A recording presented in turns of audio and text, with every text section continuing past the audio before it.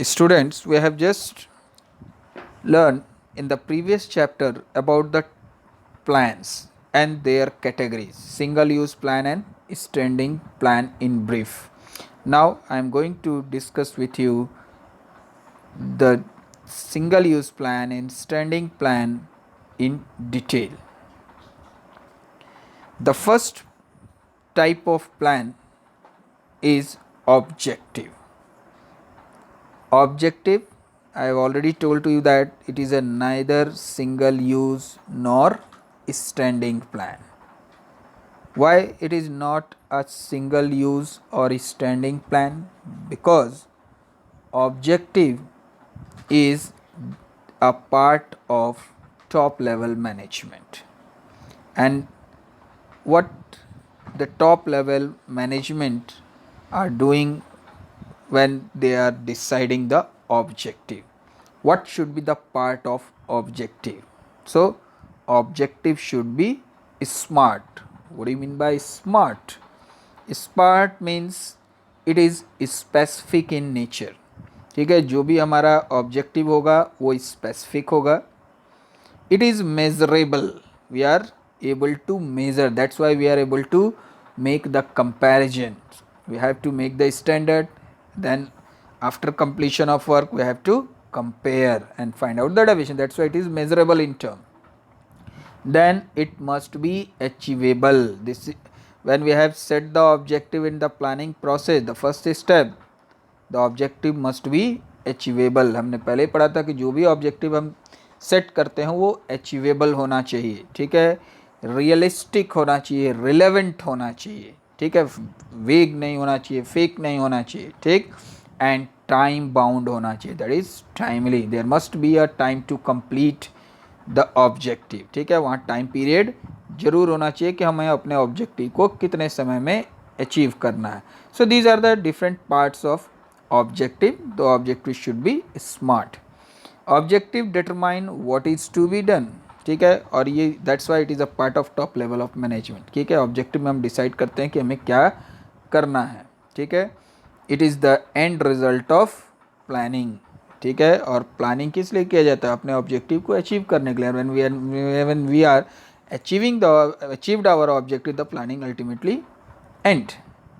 All activities are guided towards the objective. That's why the planning is the primary function of management.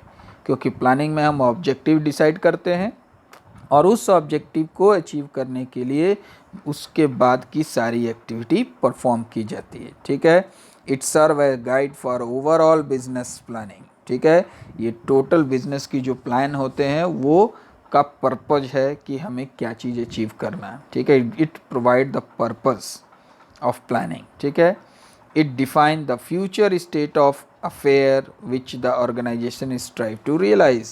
और इस objective के base पर हम future में क्या करेंगे, ऑर्गेनाइजेशन कौन सा ऑब्जेक्टिव को अचीव करना चाहती है, क्या करना चाहती है, उसे कैसे एक्शन में कन्वर्ट किया जाएगा. This is decided in objective and these are usually set by top level management. That's why it is not a part of operational management, and that's why it is neither a single use nor standing plan. ठीक है, objective decide करने का काम top level management का है, वो operational level का part नहीं है.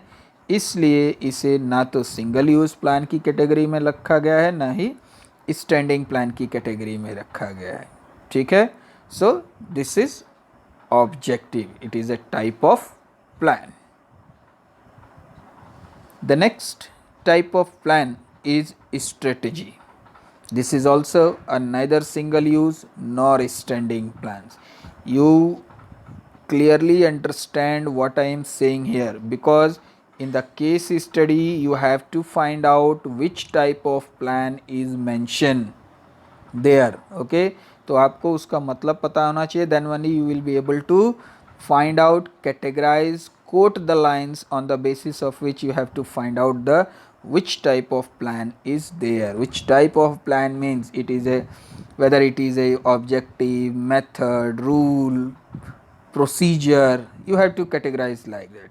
Okay, sometimes the standing and single use plan also. Okay, so go through this. Strategy. Strategy first of all neither single use nor standing plan, ठीक है। तो strategy है क्या? A strategy is a comprehensive plan to achieve the organizational objective, ठीक है। तो strategy क्या है? कॉम्प्रिहेंसिव प्लान है जो ऑर्गेनाइजेशन के ऑब्जेक्टिव को अचीव करने में हमारी मदद करेगा। और इसमें होता क्या चीज़ है, ये तीन चीज़ें आपको बहुत ध्यान से अंडरस्टैंड करना है, because on the basis of these 3 points the case study will come. Determining long term objective, ठीक, ध्यान रखना है कि स्ट्रेटजी किसके लिए फॉर्म होगा? लॉन्ग टर्म ऑब्जेक्टिव्स के लिए।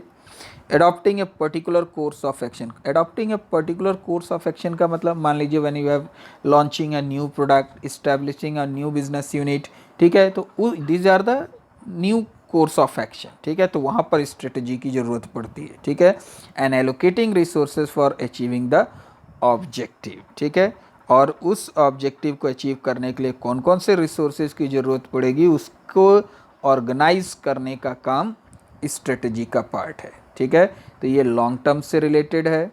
कोई नया तरह का काम अगर हम शुरू करते हैं तो वो स्ट्रेटजी का पार्ट है, और उस नए काम को कंप्लीट करने के लिए हमें क्या क्या रिसोर्सेज एलोकेट करने पड़ेंगे उसकी व्यवस्था करने का काम भी स्ट्रेटजी का पार्ट है। Okay, strategy formulation is the task of top level people, ठीक है, क्योंकि what ever the arrangement, whatever the necessary resources are required to meet that particular objective, it is the duty of the top level management to arrange all the necessary items, all the necessary resources. That's why strategy is a part of top level management. Okay, the common decision in strategy are whether to introduce a new product or not, ठीक है। these are adopting a particular course of action, ठीक है।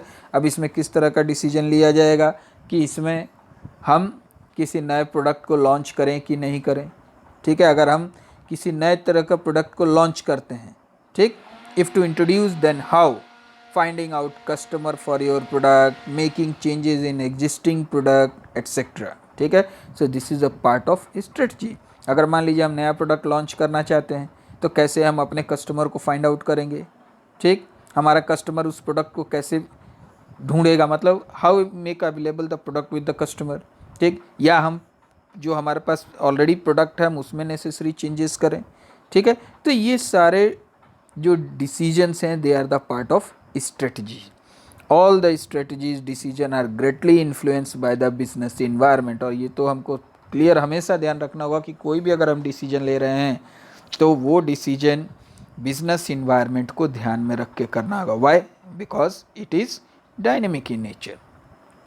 Strategy defines the future decision regarding the organization direction and scope in the long run। और जो strategy हमने बनाई ये हमको बताएगी कि बिजनेस किस डायरेक्शन में जाएगा और लॉन्ग रन में हमें क्या अपॉर्चुनिटीज़ मिल पाएंगी, how we are able to grab the opportunities in the long run. Okay, for example choice of advertising media, sales promotion technique, which channel of distribution to be used, who are the customers, what is the demand, these are the type of decision we are taking as a part of strategy। Okay, so this is a neither single use nor standing plan, ठीक है।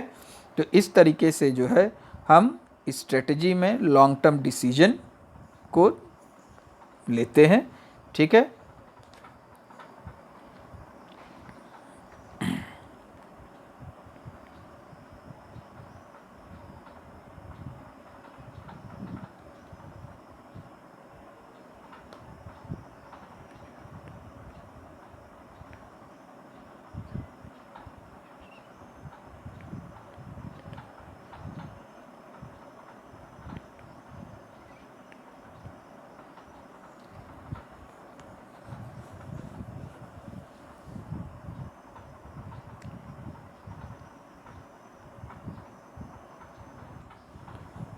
Type of plan is procedure and this is also a part of standing plan। standing plan मतलब जो बार बार repeat होता है, ठीक है। हमने इसमें जो भी according to the change in environment हम चेंजेस करते रहते हैं, लेकिन ये प्लान जो है बार बार नहीं बनता है, उसे बार बार हम रिपीट करते हैं। प्रोसीजर मतलब मीन्स किसी भी काम को स्टेप बाय स्टेप करना, ठीक है। किसी भी वर्क को step by step chronological order में परफॉर्म करना, this is called procedure. Okay, so procedure are required steps established in advance to handle future condition. Every manager has to make a procedure how you will handle the situation in future. किसी भी काम को हम कैसे करेंगे, पहले क्या काम करेंगे, उसके बाद क्या करेंगे, तो एक स्टेप प्रिपेयर कर लिया जाता है in the case of procedure. The sequence of step to be followed by employees in different situation must be predetermined so that everyone follows the same step, ठीक है। और ये ज़रूरी है कि जब भी हम प्रोसीजर पहले से क्लियर कर लें, स्टेप्स पहले से डिसाइड कर लें, ताकि जो भी एम्प्लॉयज़ अलग अलग सिचुएशन में काम कर रहा है वो एक ही तरह के स्टेप्स फॉलो करे। He will not be able to perform their job in different ways. Okay, सब एक पर्टिकुलर स्टेप के थ्रू जो है अपने वर्क को परफॉर्म करें, ठीक है। तो procedure can be define as the exact manner in which an activity has to be accomplished. इस लाइन को सबसे ज़्यादा ध्यान रखना है, because the in the case study you will find this line, and on the basis of this you will find out this is a part of procedure. Okay, the procedure can be defined as the exact manner in which an activity has to be accomplished. तो procedure क्या है, इस चीज़ के बारे में बताता है कि हमें कौन से तरीके से काम करना है ताकि हम अपने एक पर्टिकुलर एक्टिविटी को एकम्प्लिश कर सके, वो उस सही तरीका हमें बताता है। Okay, and procedure are mostly in chronological order, मतलब 1 by 1, जैसे आपने प्लानिंग प्रोसेस पढ़ा था, ठीक। After setting of objective, developing premises, then listing of alternative, evaluating, then selection, implementation and follow up. क्या है ये, एक प्रोसीजर है, ठीक है, जो कि क्रोनोलॉजिकल ऑर्डर में कि इसके बाद ये चीज़ होनी चाहिए, ठीक है। Policy and procedure are interlink. How policies and procedure are interlinked? Because procedures are a step to be carried out within the broad policy framework. हम एक पॉलिसी बनाते हैं, एक नीति बनाते हैं, और उसके अंतर्गत हम डिसाइड करते हैं कि किस एक्टिविटी को कैसे किस स्टेप के थ्रू परफॉर्म करना है। तो ये क्लियर हो जाना चाहिए कि प्रोसीजर क्या है, किसी भी वर्क को step by step chronological order में परफॉर्म करना प्रोसीजर कहलाता है, and this is a part of standing plan.